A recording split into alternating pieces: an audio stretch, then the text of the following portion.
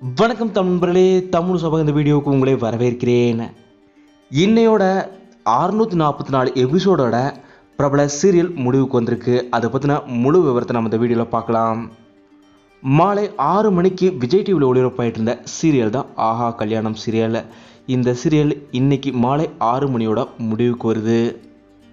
ஆஹா கல்யாணம் சீரியல் கடந்த வாரத்துக்கான அர்பன் மற்றும் ரூரல் டிஆர்பி ரேட்டிங்கில் கூட 1.96 டிஆர்பி ரேட்டிங் பெற்றிருந்தது.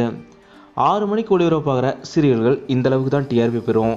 ஆனால் இந்த சீரியல் இப்போது திடீர்னு முடிவடைகிறது ரசிகர்கள் எல்லோருக்குமே மிகப்பெரிய ஏமாற்றமாக தான் இருக்குது.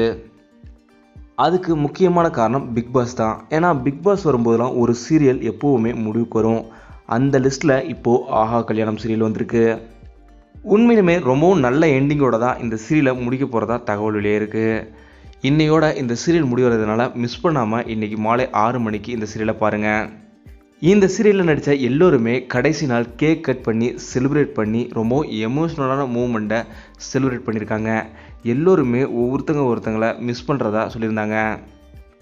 ஏன்னா கிட்டத்தட்ட 2.5 ஆண்டுகளாக இந்த சீரியலில் ஒரே டீமாக இருந்தவங்க தான் இவங்க எல்லோருமே. இவங்க திடீர்னு பிரியறதை நினச்சி எல்லோருமே வருத்தப்பட்டிருக்காங்க.